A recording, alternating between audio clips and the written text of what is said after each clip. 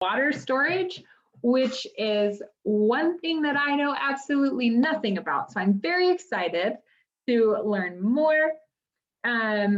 We're also going to be learning about sanitation and ways to wash clothes during emergency situations. Continue. Our instructors tonight, there's my doorbell. That's not weird. Our instructors tonight are going to be Brad and Marcy Olson and Bonnie Johnson. And then just as we get started, a few reminders, please keep your microphones muted. And there will be time for questions tonight in between speakers to allow them time to kind of swap out their setup and to, to set up what they have to talk about. So we'll take questions in between speakers tonight.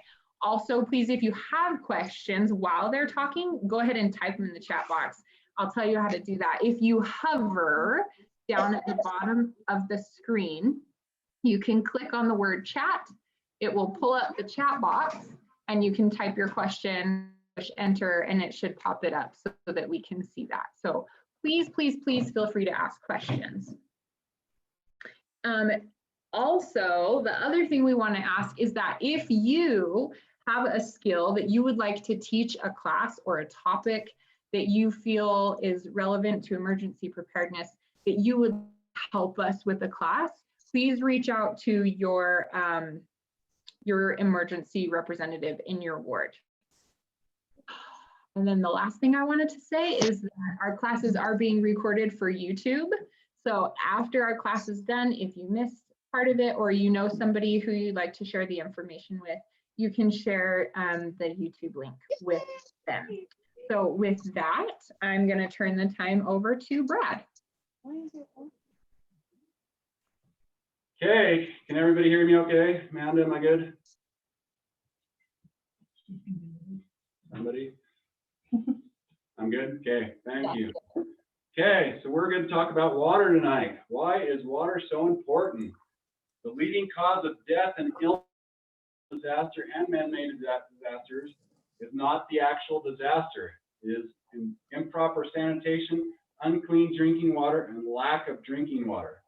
Some say that water is the most important emergency preparedness item. Why is that? An adult can survive for several weeks without food, but typically you can only survive about 3 days without water, depending on the temperature and your activity level. So having water stored up is very, very important and should be your cornerstone for emergency preparedness. How much water to store? Typically, at the very minimum, you should store 1 gallon of water per person per day. That is a very minimum. More than that would be obviously better, but that would be your very minimum. Half of that goes for drinking and half of that goes for food preparation and sanitation. How to store water? Bottled water is probably the easiest and the quickest to do, but it can also be a little bit more expensive, and it does the thinner bottles can go bad quicker. And if you want to store quantities greater than like the gallon jugs of bottled water, or sometimes you get 2.5 gallon jugs. If you want to go bigger than that, you should purchase water containers, such as this one here. This is a 7-gallon water container. You can get 5-gallon water containers. You can get 13-gallon, 5-gallon, the sky's the limit for water containers. And there's different containers you can use for water too. I mean, just your empty mason jars can be used, different things. But one thing to keep in mind when filling up all these bottles and containers is how portable are they? It's great to have a 55-gallon drum at your house. See, I don't know of anyone that can carry a 55-gallon water jug, because water weighs 8 pounds per gallon of water. So, most people can handle the 7-gallon ones or the 5-gallon ones. And that's something to keep in mind too. If you can't lift a 7 or 8-gallon container, store gallon water. If you can't comfortably lift a gallon water, get the smaller water bottles. You got to customize it to yourself. Let's see, it's best to store your water containers in a cool, dry place, and avoid placing containers directly on the concrete. So you should put a board or some sort of platform underneath them to keep airflow going. Stored water should be kept away from light and heat to prevent algae growth. That's why most of your containers that you buy are tinted, usually blue, but it doesn't matter, just to keep the light out of there. That can make your water go bad or start growing algae. Let's see, keep in mind that your water containers can leak. So just keep that in mind, you know, check them once in a while, make sure they're not leaking, make sure they're not dripping down through your floor if you're in a condo or whatever and flooding your neighbors out. Just keep that in mind. When you store your waters in containers, if you use regular chlorinated tap water like we have around here, you don't need to add bleach. Years and years ago, they used to say add bleach to your water. You don't need to do that. However, if you're storing like well water or something like that, it wouldn't be a bad idea to throw some in. You can use 6 to 8 drops per gallon of water. Let's see, we talked about water containers, but there are some containers you should never use for water storage. Milk jugs would be number 1 on that list. Empty bleach containers, you can use them to store water, just not for drinking water, because that bleach permeates the plastic and then come back in your water. It would be fine for sanitation purposes or washing your hands, but never to drink. Non-food containers such as antifreeze jugs, windshield washer jugs, or other chemical containers should not be used. I know that's common sense, but some people think that you can wash that stuff out. You cannot. Again, it permeates the plastic and will come back and contaminate your water. So never use those types of water containers. We kind of talked about different size containers. You know, it's great to have, like I said, if you have to leave your house in an emergency, to have some water that you can carry with you. Talked about that. Sorry, I'm trying not to read all this, but I'm trying not to miss anything either. A word of warning really quick about using juice containers or empty soda containers. Those can be used, but just be very, very sure they're clean, clean, clean. That's the key with any water containers, is having them very clean. If any of that juice or soda or anything else is in there, it can make your water start growing creepy, crawly, nice things that you don't want to be drinking. Let's see, the key to any water storage is have your containers clean, clean, clean. I've seen videos where they actually bottled their water like you can fruit in mason jars, and it actually started growing the black floaty thing because they didn't have all the food particles or germs out of that jar. So your water can fairly easily start growing stuff. That's why they used to suggest adding bleach to your water, which you still can do. It's not a bad idea, but you don't necessarily. Let's talk about a couple places in your home you may have water that you don't realize. Your water heater being number 1 in that. You can have 30 to 50 gallons in your water heater. And just a word of caution, if we were to have an earthquake or something and the water lines break, you can get contaminants coming into your home and contaminate that water. So you want to turn off the water house as fast as you can. You can also use the water that's in your toilets. I wouldn't recommend drinking that water, but you could use it for sanitation purposes in a pinch. So where do you put all this water? People say, oh, I have a family of 5 and you're recommending I store a gallon or 2 gallons or 3 gallons per day. That's a lot of water. Well, sometimes you have to get creative if you don't have the room to do it. You can put water underneath your bed. I've seen people put soda containers underneath their bed. They fit quite well. Keep in mind, again, they may leak, can leak. The back of a cabinet, put them behind your couch in your living room, put them in a corner in the garage, back of closets, back of cupboards, behind shelves. You get the idea. Sometimes you have to be creative. Keep in mind that heat can make water go bad quicker, and it also the plastic, no matter what kind of plastic you use, can leach back into the water, and heat greatly accelerates that process. That's why if you've ever had a water bottle sitting in your car and you take a drink of it and it tastes nasty. Most water bottles are food grade, and that shouldn't hurt you, but it's still a plastic and it's a toxin. So just keep that in mind. Be mindful of cold temperatures too. If you're storing it out in your garage or, even, out in the yard or something, which I would keep it covered, but cold can freeze it obviously and then burst your containers. So if you're going to have them outside, I'd recommend just, don't fill them full. Just keep them down a little bit of headspace so that freeze it. Don't forget to put water in your car. Having a couple bottles in your car, not only for drinking, for hydration, you can use it, in an emergency for heat stroke. You can use it to wash scrapes out if you're out somewhere and you fall, or your kids fall, or anything like that. You can wash scrapes and wounds out with it. You can use it for general cleaning your car if you make a mess. Not that your kids are never going to make a mess either, those of us that have kids, but you can use it to clean stuff up. You can also use it to fill your radiator in a pinch, and also put a few bottles in your everyday carry bag. If you missed our last month's video that Amanda and Virgil did, that's on our YouTube link, which should be in the email, and we'll mention it at the end also, but we do have a YouTube where we'll be posting all these videos. So if you missed last month, it's up on YouTube on everyday carry bags. Let's talk a little bit about conserving water in an emergency. So if in an emergency, I've seen situations, where people have a big storm or something, they're without water for 2 or 3 weeks. And so you're going to want to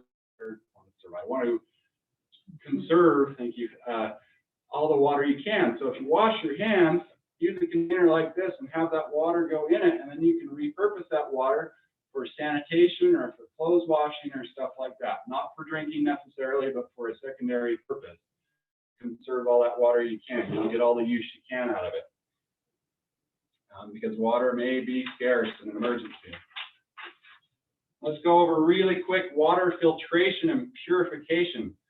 Why and when do you need to purify and filter your water? Why? Microbes, viruses, bacteria, protozoa, chemical contaminants, and heavy metals are all things you don't want to be drinking, especially in an emergency, because they can make you sick or even lead to death.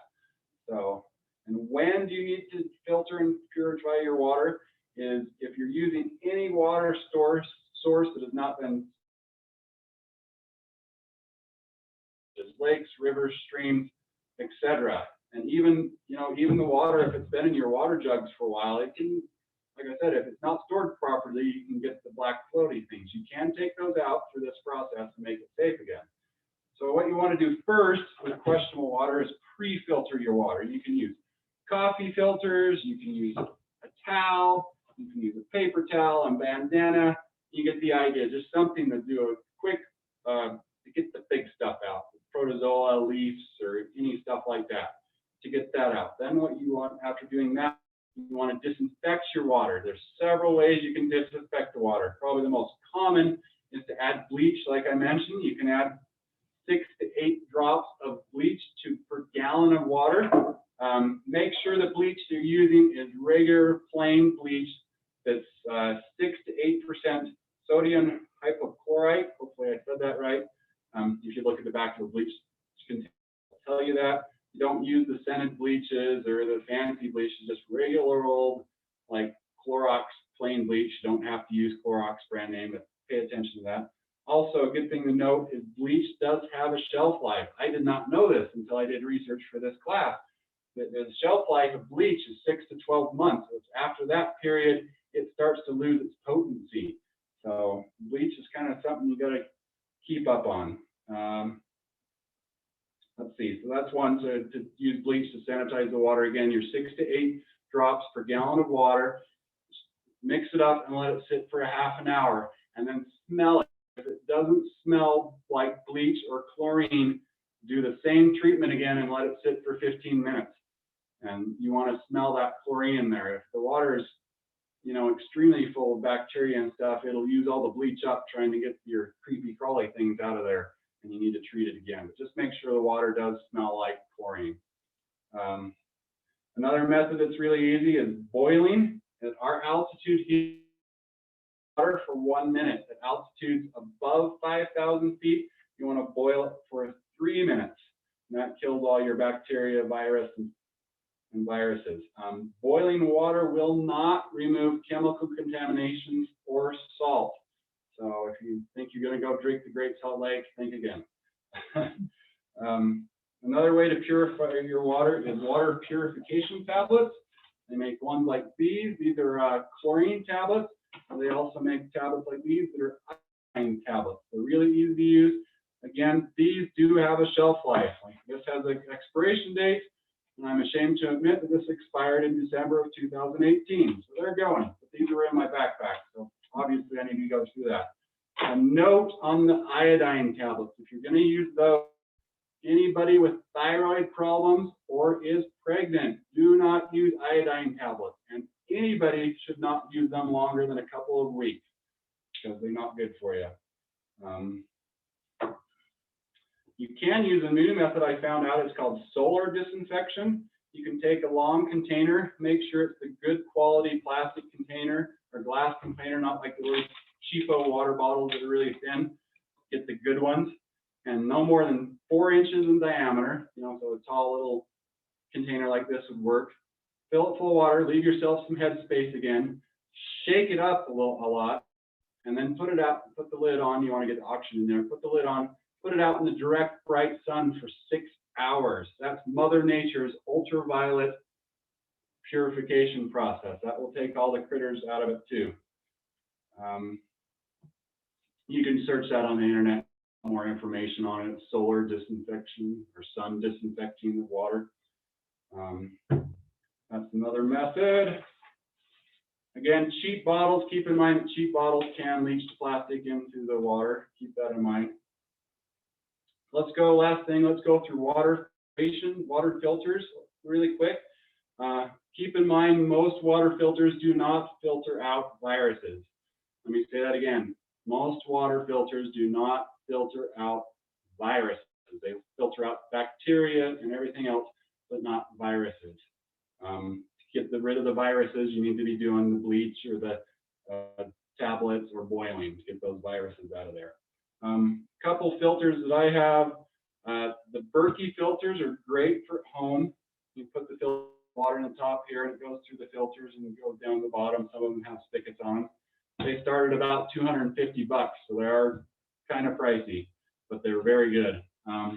Another one that's more portable is like the Ketadin brand name filters, and I'm not recommending really any brands. These are just ones I happen to have access to. This one's portable. You just throw the tube in the river or lake you want, and you pump it, and it has a ceramic silver impregnated filter in there, and then put it in your clean container. These ones are kind of pricey. They're up to about $370. So yeah, you know, a little sticker shock there. Keep in mind too, when you're looking at water filters, some of them, there are filters out there that are only rated to filter like 10 or 20 gallons of water. So keep that in mind when you're looking at packages, how much water will they filter. My two absolute favorite ones for my emergency kit are the Life Straws and the Sawyer Minis. The Life Straws are only about $15. You can get them at like sporting goods stores, on Amazon. That's the Life Straw brand name. Really simple, literally a straw. I don't know if you can see that, but it's just a tube, and you put it to your mouth and just drink the water out of it like you're drinking through a straw. The one I like a little bit better than that is a Sawyer Mini. That comes with the filter and a little water pouch. You can put the water in the filter. It also comes with a little syringe to backwash it so you can clean it a little bit. And it will also screw on just a regular size water bottle. So that one's a little bit more versatile. I like that one. Those sell for about $20. So that's probably my favorite one. They're super, super lightweight and really small. They're great. You know, it'd be great at home as well as in your 72-hour kits and stuff like that. So you can also get the water filtrators like a water bottle, and they have a filter built in them. So there's tons of different ones. Just like I said, be mindful of how many gallons they're rated for and what they will filter out. There's different sizes of filters on different brands and models, what it will filter down to. So some of them will take out smaller bacteria and stuff. So kind of watch that. There's a side note too, like the Brita water pictures you put in your fridge to filter out your tap water, or the pure filters, they do not filter out the viruses, bacteria, and protozoas. They are just for taste only. Do not use those in an emergency. Your water will still not be good and it'll make you sick. And also, people ask about drinking water out of a pool. They say, oh, hey, I have a 10 or 20,000 gallon pool. I've got all the drinking water in the world. Wrong. Pools, hot tubs, water beds, you should never drink the water out of those because those chemicals they put in there to keep the algae and stuff from growing, you cannot get those out of the water. They would be fine for sanitation purposes, wash your hands, wash your clothes, stuff like that, but not to drink. So, oh, and I forgot to show you that my very favorite product is this product here. It's dehydrated water, and the instructions on this is mixes 1 cup water to 1 cup dehydrated water, and it makes 1 cup of water.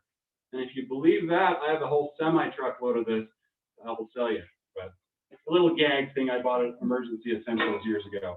So that's just a quick synopsis. You know, there's tons of information. If you just go on the internet and search, you could do an hour-long class easy just on water storage and water techniques. So if you have questions, I'll try to go and answer all your questions. And if you have questions afterwards, I'll be on here in just a minute. You can ask, and I'll try to answer all those questions.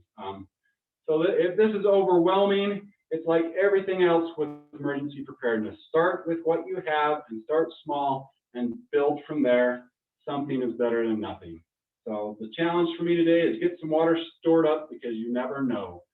And that's all I have for you. Thanks for listening and thanks for being here today. Back to you for Amanda. All right, thanks, Brad. Just as Brad's gonna clean up his setup and then Bonnie's gonna get herself set up for just a minute. Let's go over to the chat box. There were a couple things. One, I had just asked, just to clarify, our tap water is safe to save in a container without any additive, and that is what Brad said. Yeah, hey, Brad. Yeah, I'm back on. Perfect. So if you need questions, sorry, what was the question? So our tap water, just to clarify, is safe to save in a container without adding anything to it? Yes, the tap water that's chlorinated in this area is safe to do that. If you have any questions, add the bleach to it. 6 to 8 drops per gallon. And then my next question was, do you recommend boiling water after it's been stored before you drink it? If it's stored properly, no. Like I said, if it's questionable, if it's funky, if it has the floaties in it, if it's growing green stuff on top of it, yeah, go through those process of the pre-filter and the disinfecting and the filtering before you drink it. You don't want to get sick. Yeah, there was another question on the handout. It says 16 drops of bleach per gallon.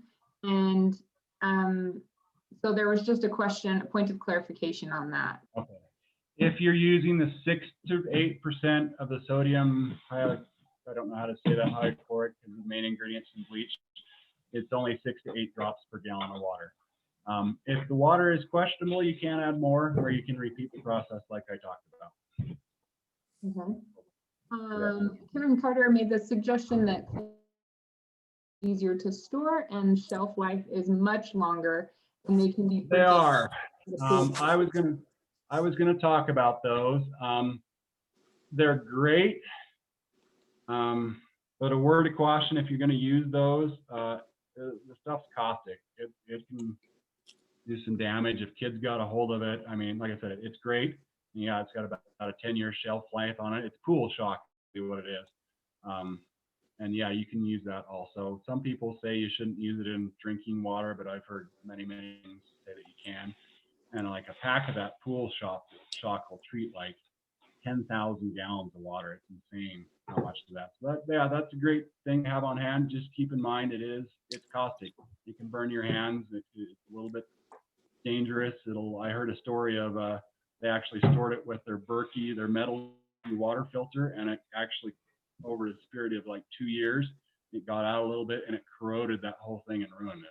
So it's corrosive, it's caustic, but it is a good thing. But that's kind of why I didn't talk about it. No, I have a question.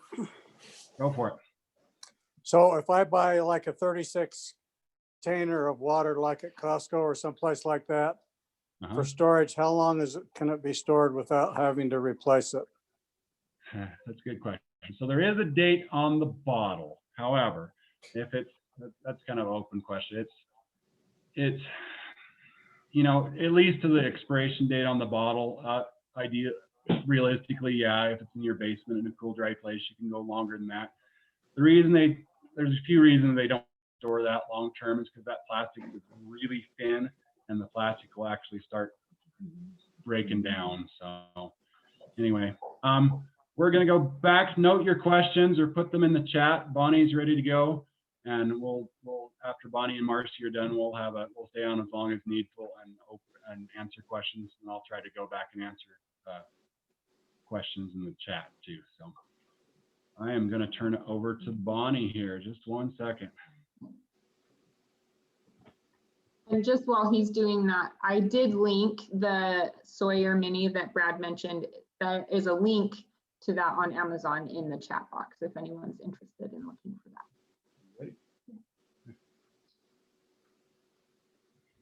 I bet you can't guess what I'm going to talk about. I'm going to give you the scoop on poo. And I promise you, I'm not going to use my potty mouth. All kidding aside, sanitation is nothing to joke about. The leading cause of illness and death in both natural and man-made disasters is inadequate sanitation, poor hygiene practice, and contaminated sufficient water supplies. Each person generates 5 gallons of waste per week. I've always wondered, how did the children of Israel do it in the wilderness, wandering 40 years? How did the pioneers do it? Would you love to be a fly on the wall and learn that little method? If you were ever in a situation where you had to slow the flow of H2O, sort and dispose. Sort urine and feces. And that's why I have these 2 containers, and we're going to talk about that. Urine is basically clean. It can be thrown out on the dirt or on your plants, but feces needs to be handled with care. We're going to talk about how to use these portable loos. These, the lid costs about $11. I bought it at Walmart. If you noticed, a lot of these emergency preparedness stores are kind of evaporating, no pun intended. They are, a lot of the items that you buy now are online. So if there was an emergency and you had to, buying online wouldn't be efficient. So try and get these items ahead of time. The bucket was about $3. $15 for a cheap bath toilet. I was thinking, for being a little tipsy when you're on it, the great way of doing it is just adding maybe a walker, and you've got a secure toilet. Keep it in mind. So what you're going to do is, you don't want to put your waste directly in the garbage, in the container, because A, if you're limited on water, and B, who wants to clean it? You want to line your container with heavy-duty contractor garbage. I won't use your lightweight garbage that you put under the sink, garbage bags, because if that puppy broke, boy, it'd hit you in your shoe. So you line it with the garbage sack, and then your good old trusty kitty litter. There's glumping kind that will glump when it gets wet, and it has a scent to it, which should make it pleasant when you store this. It should be stored. It could be stored for a couple of days, and then you'd want to dispose of it. But if you sort your urine and waste, it will, hopefully you won't fill the 5-gallon bucket at the end of the week. So then I'm going to talk to you later about how you dispose of it. The next type of storage unit. Oh, let me just talk about some of the items that I keep in these buckets. Your wipes, alcohol wipes, your trusty gloves for the lucky person who has to empty the bucket. And of course, toilet paper. We already know what it's like to go without toilet paper. We've had a scare on toilet paper. But what if by chance you do run out of paper and I promise you, no one's gonna let you borrow it or give you a roll. So the next best, if you have some fabric on hand, maybe a cloth, flannel is soft, it's a lot like Charmin. This is a great way of using reusable toilet paper, and it can be washed and, like I say, used again. I also have wash rags and soap. Water is a premium, like what Brad talked about. You maybe want to collect your water if you're washing your hands. You use that maybe for washing dishes after you want to, and maybe cleaning the bucket out after that. So here's some items that I kept in my bucket. I also put masks in there. And once again, we talked about the construction heavy plastic that you just can't have enough garbage sacks. So I'm going to talk about another way of using your own toilet if you don't have the portable loos, to make a portable toilet or a toilet. It's not portable, but it can be used. So right here, it's kind of like a mini toilet, as you can see. And what you're going to do is you want to plug the hole. If by chance the water gets on, you don't want to damage your toilet. So I went to $1 and I found a little ball. Just put it in a sock so that you can plug the hole. You'd hate to get the ball stuck down there and you can't get it out. Plug the bottom of the toilet hole, and then you take the same procedure, the heavy garbage bag, you line it around the toilet like this, put a little kitty litter in it, put your lid down, and you have a portable storage unit that you can take out and dispose of. And using your toilet, more comfortable way than sitting on a portable lid. Like I say, both our techniques work great. Just now, what do you do with the bag? And when you've collected all that waste, and it's feces, remember we want to keep the urine separate, and you take it out, what you can do is bury it in your yard. Now they say to go out about 100 feet from your home, make sure you don't have water sources there. We'd hate to get that in the water. You dig a hole 2 to 3 feet and dump the contents in the back, in the dirt. In all fairness, I'd have people take turns doing this job. Don't have one designated person. So you dump the poo out of the bag, and then you put dirt on top, then put your bag on top of that, and put dirt on top of that. You want to keep that waste so that you don't have vermin or insects, whatever, getting in that hole. Then you cover up the hole with a board, make sure it's sealed tightly, and it's ready to go for the next dump. You can go, you want to keep that hole if it's 2 to 3 feet. Then to when you get to about a foot height or less, you want to start packing in the dirt and seal it off to start another hole. Now I'm aware that some of you live in condos or apartments. I would strongly suggest that you talk to your HOA committee or your apartment manager, ask questions, what ifs. These what ifs questions may happen, and it'd be worth knowing where to go to dispose of waste. In addition to human waste disposal, there is garbage. I don't know if you remember, I think it was back in the 70s or 80s when New York's garbage sanitation department shut down and stopped collecting garbage. I remember pictures of garbage all over the city. And I thought, can you imagine the rat population probably tripled in size with all that waste, garbage waste. If our sanitation committee somehow, if an emergency happened and we had to dispose of our own garbage, along with our waste. Once again, good old garbage cans, garbage sacks.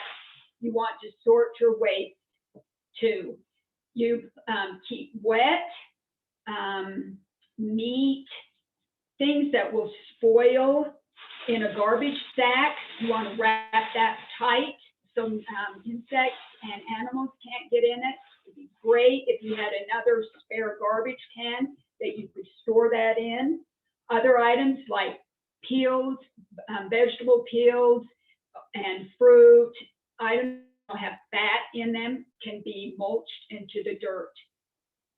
Once again, if you are in an apartment or a condo, I strongly suggest asking your HOA committee or the apartment manager what to do with garbage if the garbage, there was no garbage pickup. Good sanitation practice always makes sense. However, during an emergent situation, it is especially important to implement good sanitation techniques. It can make a difference between sickness and death. Our challenge to you is to carefully think through the sanitation needs of your family. Educate your family members as to the importance of good sanitation practices. Create a workable plan and do it. Thank you. Great job, Bonnie. Thank you. Yeah, So nice. we're gonna give them a minute to clear the table, and then Marcy's gonna set up for her presentation. Are there any questions? Got any more questions while we're waiting? Amanda? Mitzi Nettlebeak, you asked where can we buy lime? That's something that was mentioned and I missed it, or is that No. question? That makes sense. Or hardware store. I tried the lime. It wasn't in the hardware store. This is for you. Yeah, hardware stores, someone said in the comments. Oh, it's on the handout. That's where it is. Oh, it is? Okay. I didn't do those handouts. Like. Somebody asked, would a tennis ball work for the toilet bowl? Yes. Yes, any kind of soft ball put down, and if you're sealing off the hole that goes down in the drain in your toilet is what you're doing. So a softer ball. So yeah, tennis ball would be perfect. I have possibly a dumb question. How do you secure the sock? Like, is the ball large enough that it's going to get lost, or is it not? No, you want to use the ball. It doesn't go down the drain. It's just kind of in the mouth. Okay. So since toilets are different sizes, you should probably just make sure. Yeah, you kind of have to, get different size balls for your toilet.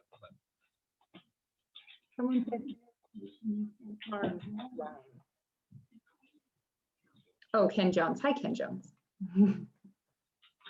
Any other questions? I have a question. Okay, let's hear it. So can Bonnie or somebody go over one more time when you go out to the yard to dispose of your waste? I guess my question is, why do you open the bag and dump it out? I mean, you just leave it in the bag and bury it? I don't, but anyway. You know what? We could. The thing is, it will biodegrade. And putting the bag on top, I think it kind of helps seal it so there's not, it kind of cuts down on the smell and the temptation. But you know what, that's how they instructed it. I thought just dump it in the ground, put dirt on it because it will biodegrade. Okay, that makes sense. So you're gonna take it out, open the bag, dump it out, cover it with dirt, and then put the bag on top. Yeah, if not, whatever, throw it in the bag. I'm sure no one's going to be testing you or checking you. No, that makes sense. So to biodegrade. Okay, thank you. Yeah, so another reason you would put the bag on top is so that it doesn't biodegrade down. Okay, excellent. Thank you. I didn't know that. My biology major husband told me that. Okay, great. Thank you. thank you in the background. Somebody is asking, can you explain or go over how to get the water out of your toilet to put the ball You in? know, I forgot to mention that. Thank you. You know Go for what? You're going to have to turn off the water in the back. And you know what? I would test it because mine was so corroded with the calcification that sometimes it's hard to turn it off. I've heard from a plumber, kind of move your faucets around a bit so they don't calcify. Turn it off, flush it, and then you're going to have to bail out the rest of the water. And then dry it out so it's clean. You want to keep everything as clean as you can when you're going to be in that kind of an environment. Yeah, but save the water, right? Because it could be used for hand washing. Yeah. If you're that desperate. Yeah, true. You could.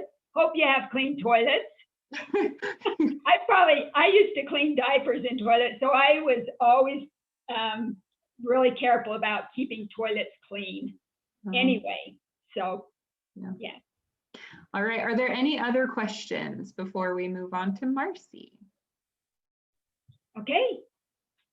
Let's do it. Marcy, the time is yours. Yay, here comes Marcy. Okay, so we talked about water, we talked about the poop, scoop on the poop. But you're also going to have a few other things that need to be cleaned, like your clothes, your body. So let's talk about those for a moment. So when you first have an emergency, you're going to have laundry detergent probably for a while if you're in your home, but eventually that might run out.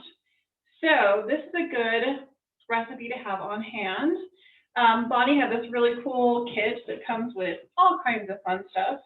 It comes with a clothing line, it comes with gloves, it comes with safety pins, it even comes with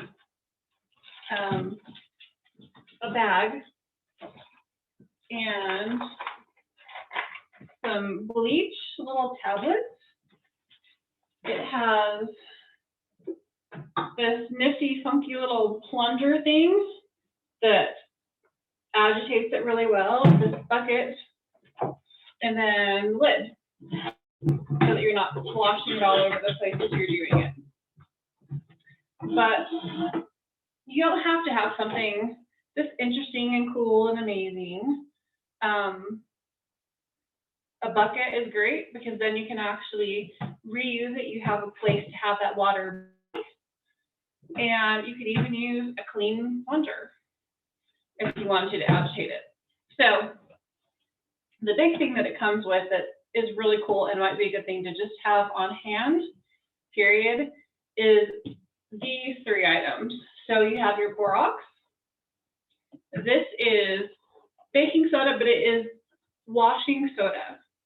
This is a little hard to find sometimes. You can actually make washing soda from regular baking soda. If you bake it, 400 degrees, can't remember how long. You can search that up on the internet. And soap can be this Purex. I have no idea how to pronounce it. Cells and naphthalene or ivory. And what you do is you grate, finely grate 3 bars of soap. You can do this in a blender. Or if you're really feeling like you need to get some of that COVID aggression out, just grate the heck out of it on a fine grater, like this. Get some of that aggression out. So all 3 of these. Then it is 6 cups of borax. And the entire container of this washing soda. And this is 3 pounds, 7 ounces, so I'm not quite sure what. You mix it all together, and it only takes 1 to 2 tablespoons to make a load. So you could actually use this in your washer at home. You can even use it in an HE washer. You can use it in here. They have calculated this out, and if you were to use 1 tablespoon, it would take, you could do 10 loads in here per week for an entire year. So it's supposed to be really good. I haven't tested it out yet. Hopefully it is. Okay, so let's move on to showers. You can buy all kinds of different showers online. This one's a solar shower. It has 10 gallons. You can hook it up onto a tree and it's ready to go.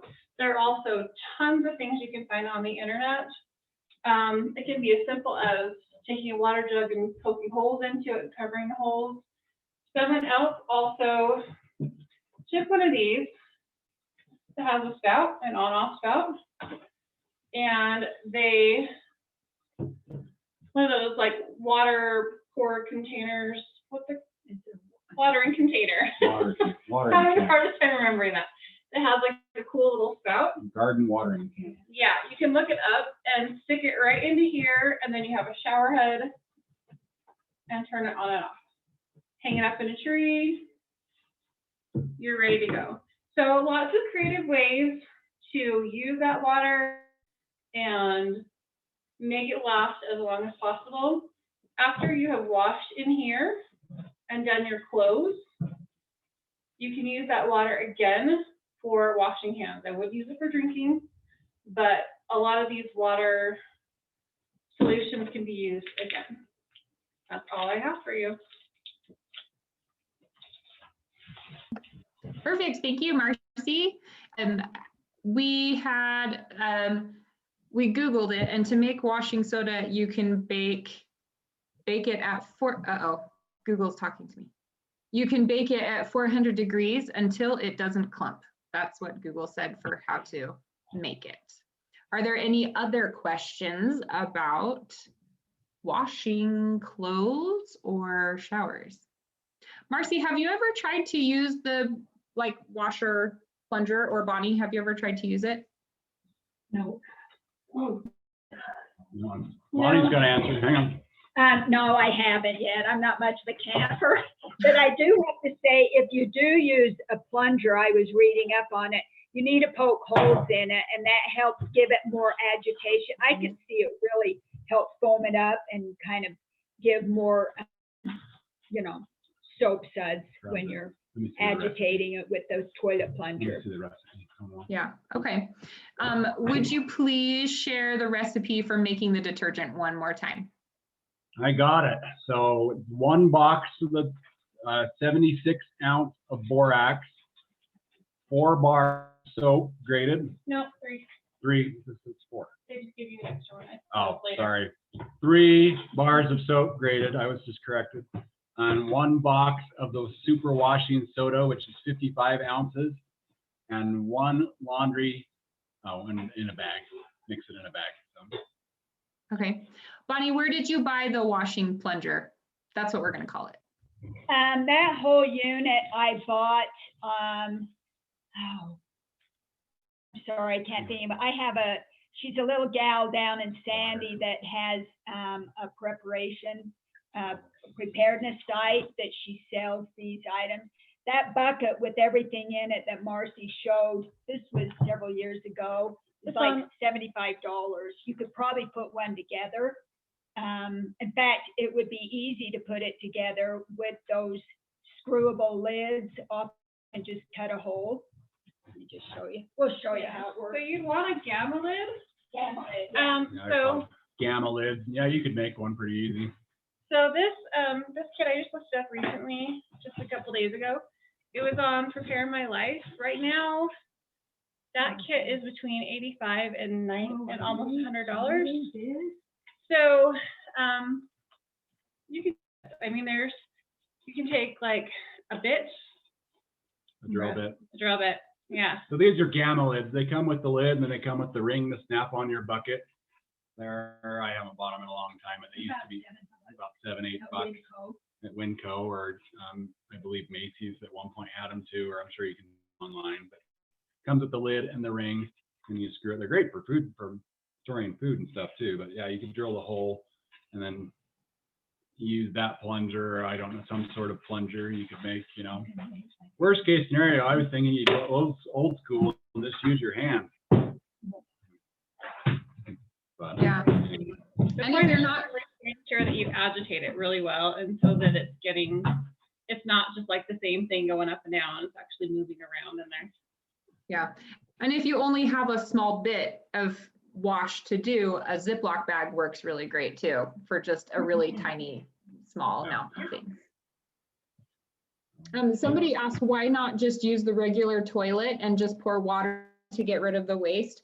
The reason why we wouldn't do that is this would be in a situation where we're also trying to conserve water. So you wouldn't want to just be pouring a bucket of water down the toilet to push down the waste. So that would be why That and your sewage pipes could possibly be broken. yeah, if there's been an earthquake or something like that. Exactly. They say also don't block that with a ball. That's the sewer, the sewage will come back up. It will come into your tub. It will fill up everywhere. So you want to block that so it can't come back up at you. Thank you. I appreciate that input. Yeah, Bonnie was also pointing out if there's not water going through the pipes, the vermin can come up there. So you wanna keep your area as sanitized as possible, as clean as possible, so we can stay healthy longer. Yeah. Question, Yes, Curtis. what about an old-fashioned washing board and a bucket of water or just a plain flat pan cleaning the clothes? You know what, Curtis? That sounds like a great idea. If you have a washboard, Are they available? Can you buy them? I haven't done any of that. oh, I honestly have not looked. Well, they're the same quantity as I am. Yeah. Check an antique shop and have one. I don't know. I bet you can. I bet you can still get them. We have a question. Do you also block the bathtub with a ball? Or how would you block your bathtub? Oh, really? Yeah, you can. Really, if things really got bad, you could potentially get stuff backing up through all your drains, which would be really bad. So, yeah, you'd have to really plug all your drains. If you have a drain in the basement, your sinks, especially basement drains would be very easy to back up. So, yes. So Bonnie was just pointing out, perhaps it would probably be okay to just do like the stopper like you normally would, like in the bathtub or like in the sinks. That should be, I mean, unless if the critters are like super wanting to get in, but most of the time they actually have like a built-in stopper that you can screw it in. Yeah, and there's another suggestion that you could use a sandbag to hold sewage water out from the shower floor drains as well. Possibly, yeah.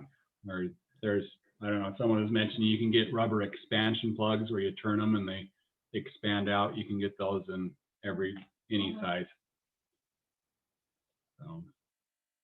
There is a comment that Amazon does have plastic washboards. So there you go. If you would like to use a washboard, hop on Amazon. A little house, you.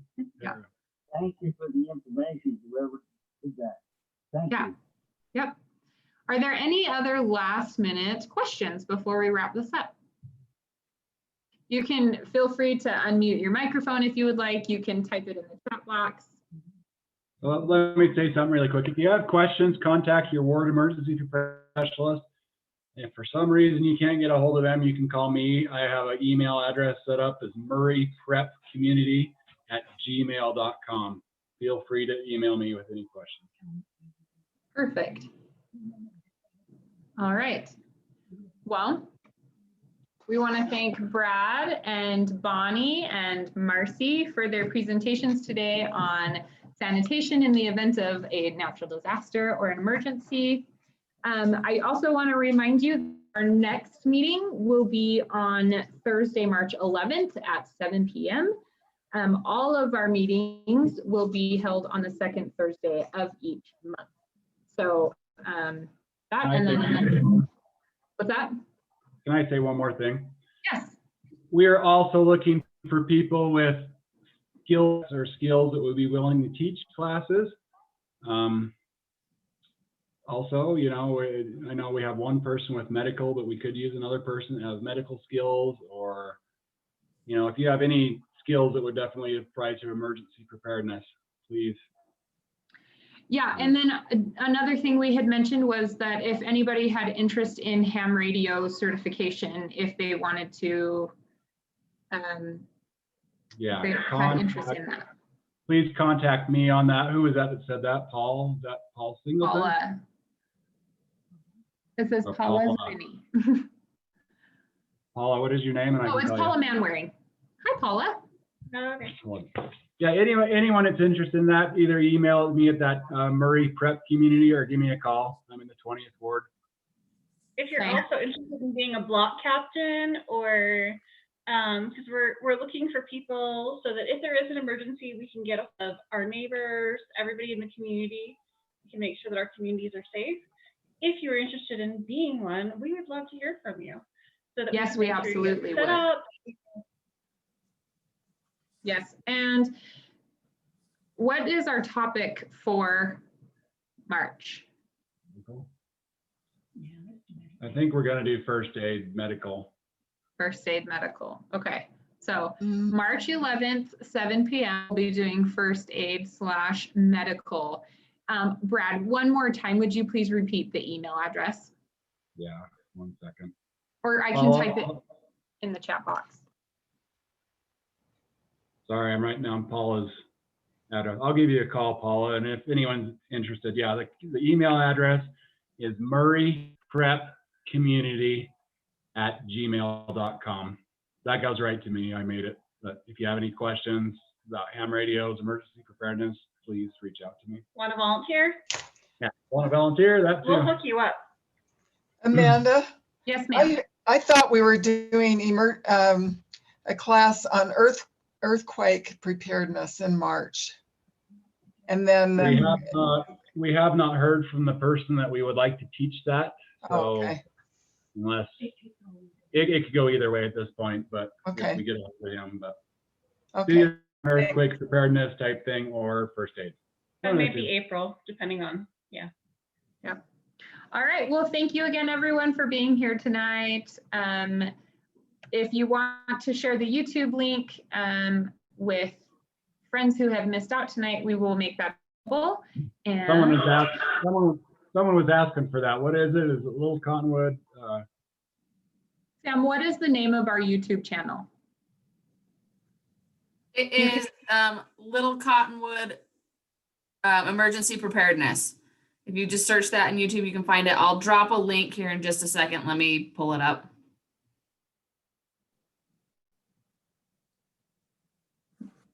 I'm going to sign off, and I just want to thank everybody. It was well organized and very educational. So thank you.